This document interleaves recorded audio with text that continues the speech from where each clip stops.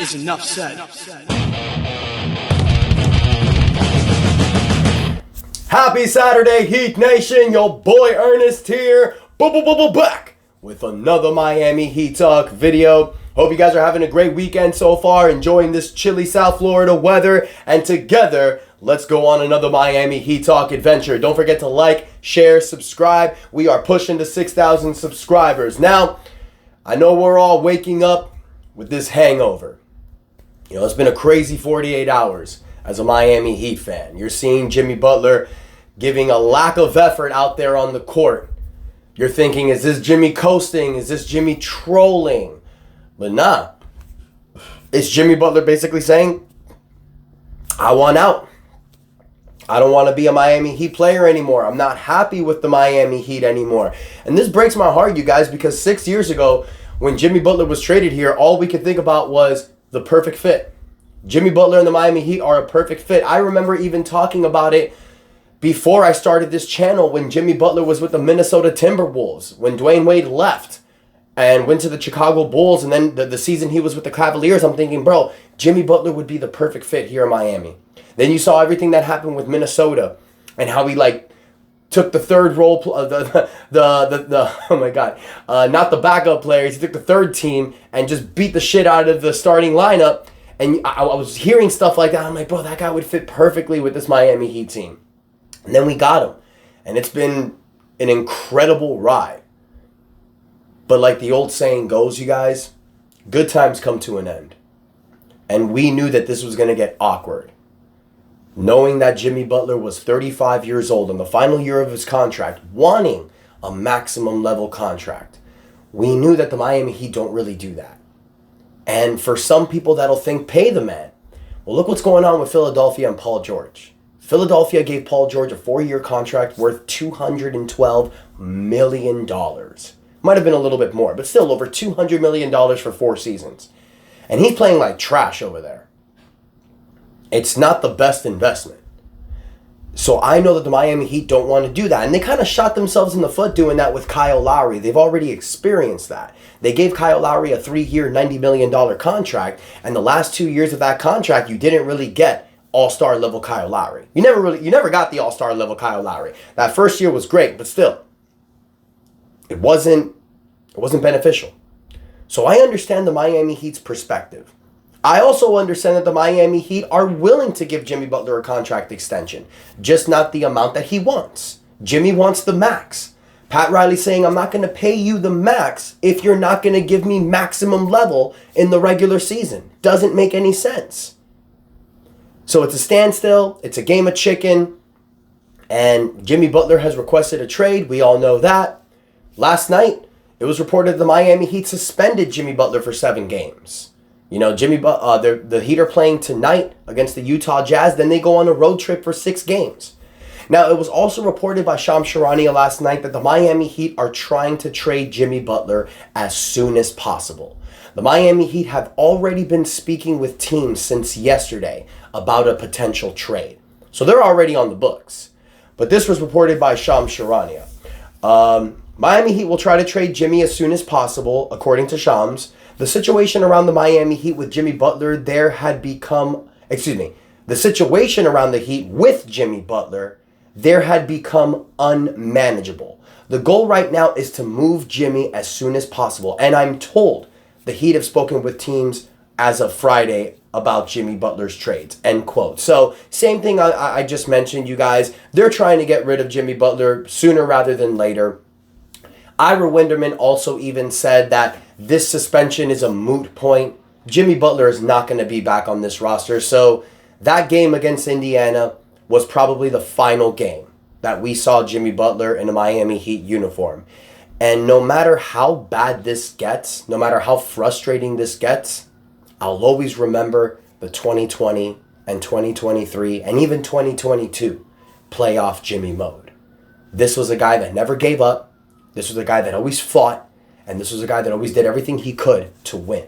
And that is a player that you want. And just because this situation is ending badly doesn't mean that my love, my respect, my admiration for Jimmy Butler has dwindled down. But he has said some stupid shit, and I will go ahead and call him out on it. Because Jimmy Butler mentioned on Thursday that he's frustrated with his diminished role. Bullshit! There's no diminished role. I understand Jimmy Butler was frustrated that he was standing in the corner waiting for shots, but that's how he normally plays in the regular season. For people that don't watch Miami Heat games, and I'm sure some of those people are going to come on this channel and watch this video, and they're going to think, wow, I can't believe that the Miami Heat diminished Jimmy Butler's role. You don't watch Heat games.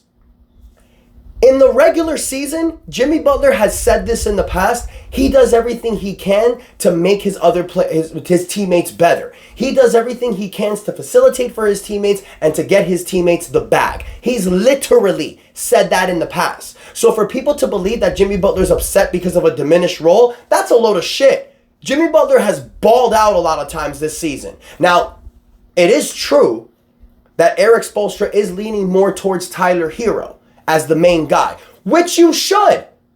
Tyler Hero's development has taken a backseat these last few years because this offense has catered to Jimmy Butler. We've played this offense around Jimmy Butler. Tyler Hero had to be a spot-up shooter. He had to change his game in order to appease Jimmy Butler's offense. But not anymore. Eric Spoelstra gave Tyler Hero the keys, and it's been beneficial for Tyler. Tyler is having an all-star season. So at the end of the day, you guys, if Jimmy Butler don't want to be here, it is what it is. I love Jimmy. I respect Jimmy. But at the end of the day, I'm a Miami Heat fan. I've always been a Miami Heat fan. I haven't always been a Jimmy Butler fan. I've ride and died with Jimmy since he's been here. I've respected him before he was here. But I'm a Heat fan. So I'm looking at what's better for this team. Now, what I'm going to do, you guys, I'm going to give you guys a couple trade package ideas. Because we know from recent reports that there is multiple teams that Jimmy Butler's interested in going to. There's also multiple teams that are interested in trading for Jimmy Butler. Now look, Jimmy Butler's making $48 million this year. Making $52 million next year on a player option, which he'll most likely opt out of. Jimmy Butler has also said within his camps that he wants to be traded anywhere. That he can make any team a contender. I swear to God. If Pat Riley has a high level of pettiness and Jimmy Butler said that crap, I would have sent his ass to the Washington Wizards. Just to go ahead and be a little spiteful. But at the end of the day, you don't do that. You try to send Jimmy Butler somewhere where it can help your franchise, where it can better your franchise. And what you really want for this particular trade, you need young assets. You need possibly expiring contracts maybe, and try to see if you can get a future first-round draft pick. Now, we've seen a few teams come up. The Phoenix Suns, no. So I'm going to take Phoenix out of there. No. The Golden State Warriors, the Houston Rockets, and the Dallas Mavericks. Now, I'll be honest, you guys, I think that the Memphis Grizzlies would be the perfect fit. If Miami can come up with a deal with Memphis and send Jimmy Butler over there, he'd be the number 2 option next to John Morant. Jaren Jackson would be the number 3 option. Jimmy would fit perfectly with that grit and grind type of team. I think Jimmy would fit perfectly in Memphis. I just don't see a trade likely to happen. So there's 2 teams that I see a potential trade that can be done. 2 teams that I think is very interesting. The Golden State Warriors and the Houston Rockets. Now, there is a possibility that Miami may need to include multiple teams. Like, for example, Phoenix. No, but Phoenix. They want Jimmy Butler. We know that Phoenix wants to get Jimmy Butler. We know that Jimmy wants to go to Phoenix. But there's no trade that's going to work.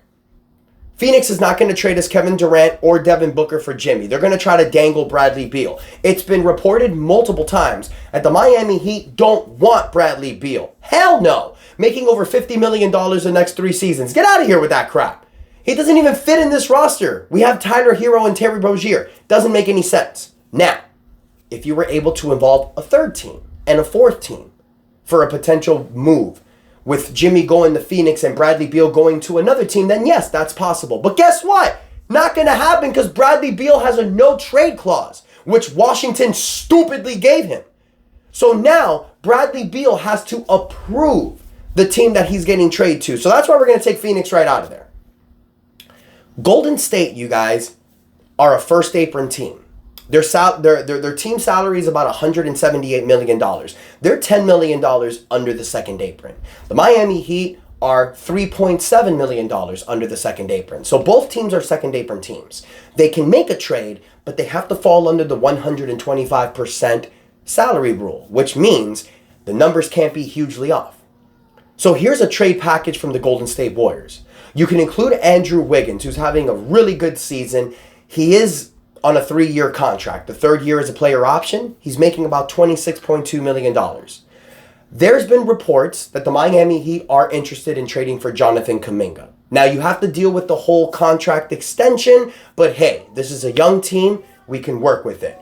Jonathan Kuminga, Andrew Wiggins, and then you can take a third player. You have Dennis Schroeder. You have Kyle Anderson. You have Buddy Hield. You have a lot of different options. And Golden State can also attach a future first-round draft pick. This is the most likely trade, you guys, simply because the numbers work and Golden State wants to win. Golden State wants to put another star next to Steph Curry. And we've heard since the offseason that the that the Golden State Warriors have had interest in Jimmy Butler. This trade works. And how do I know? Because it's been reported, and they even tried getting Paul George. Golden State is desperate to try to win with Steph Curry now. Jimmy Butler can help them. I think it's a trade that works. I'd be cool with taking Wiggins and Kuminga and possibly a third player. This is great for the Miami Heat because it gives us flexibility.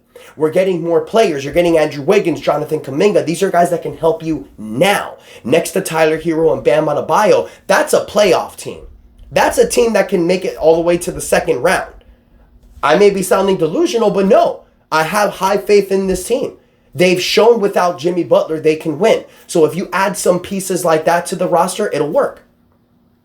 But the Houston Rockets have more flexibility because their team salary is only $162 million.